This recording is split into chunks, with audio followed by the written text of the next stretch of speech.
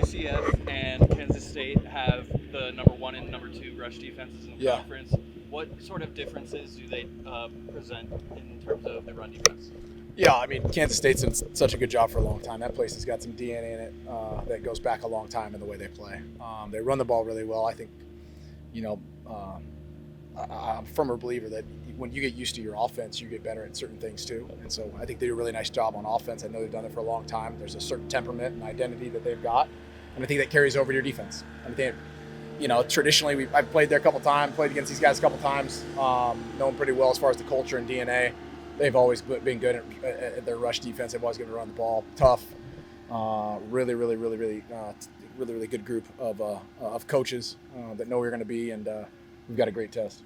Looking back to the UCF game, how much did the absence of Cam really did affect you at the end of the day?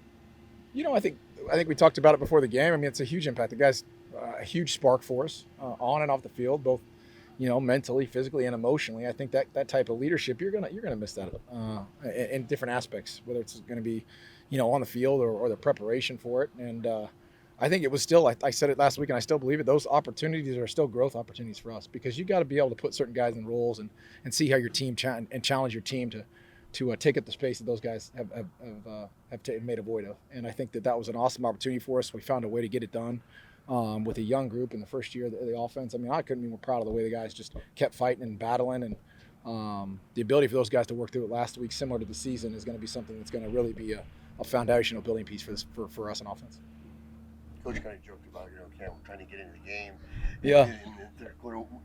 He couldn't crawl in the box. It was too far away. So there was a joke that he was coming up, and I told him to lock the door. Yeah. Well, what's that do, though, for the rest of the guys to see a guy that just wants to help out so badly? Yeah, I mean, none of us are shocked. I think we've all got, at this point, we've got a really good feel of who Cam is, and Scatton himself is just a guy you're going to have to put on a leash, and even when he's not supposed to be going out there. So I think he did exactly what we probably thought he'd do during the game, just short of run out there and get 12 guys in the field. He was highly involved, a full character, and definitely a spark for us, or even not being in the field. I mean, late in the game, in the locker room, during the huddles, I could hear him. It was awesome. Marcus, I asked Kenny what the keys to victory are today for the team. What are the keys to victory for the offense this weekend? Yeah, those don't change very often. I am a broken record when it comes to how to win offensive football. Taking care of the football, knock on wood, that we've done a good job with that. Being good on first and second down, and putting ourselves in manageable situations as a young group, for especially a young quarterback. We saw a little bit last week when we get in, even this season, when you put yourself, in hard situations and third and longs and things like that, it's hard to overcome, or your negative plays on first and second down.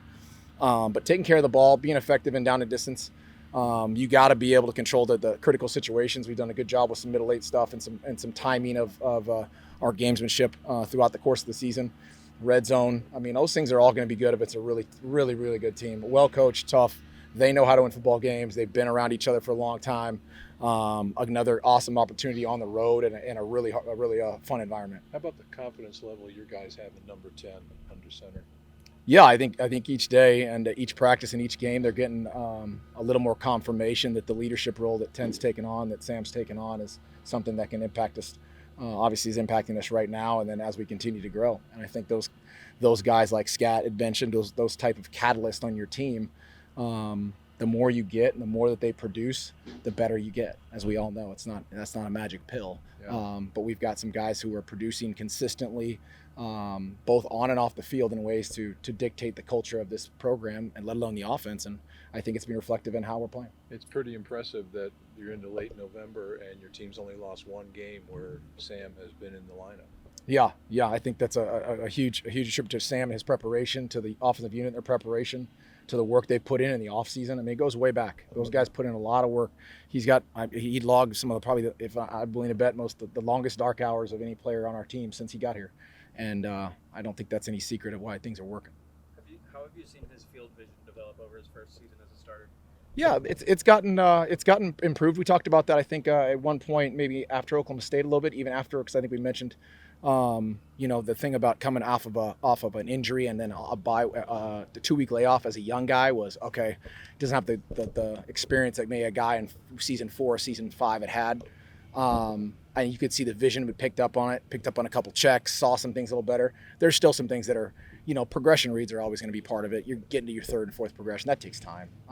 Getting through certain things, sitting back on certain pressures and understanding where the line's going to slide to and how the pocket's going to change and not getting out of there. Those are all parts of growth. But I've been happy with the ability, whether he's seen it or not, to be able to coach through it or say that's progress. What are your thoughts on Shamon's performance last week and how he opened up the offense a little bit? Yeah, I mean, we talked about that, I think, in bye week too, getting some more touches and finding ways to get him more involved in the offense as we begin to kind of learn about each other, and the chemistry's picked up on our side of the ball in regards to putting guys in certain places. He's awesome. I think he's a real weapon. We thought that when he got here, and his size, his ability to be a one-on-one matchup in the middle, let alone in one-on-one situations, is something that I think hopefully we continue to find ways to do. What have you seen out of Kansas State and its success and going ahead of this matchup? What have you seen from the program holistically? Well, historically, they're up there in probably the top 5 historically with their production. I'm willing to go to bat and say that you've got a program who's really, since Snyder turned that thing around, has turned it into a time-tested and empirical way to win football. Special teams, defense, offense, taking care of the ball, rushing, culture, DNA, recruiting, their type of guys. I mean, it's consistent. I mean, if you've watched them long enough, I've played them a couple times, like I said, it hasn't changed. But their notes don't change much. They just continue to get good. And Coach Kleiman's taken over, and he's done the same exact process. He's got a steady track record as well, as we all know. We've got as good a team, and they're ranked for the right reasons. That's not a foe. This is a great football team, coached with some great coaches, and this is an awesome challenge. It's going to be a big one.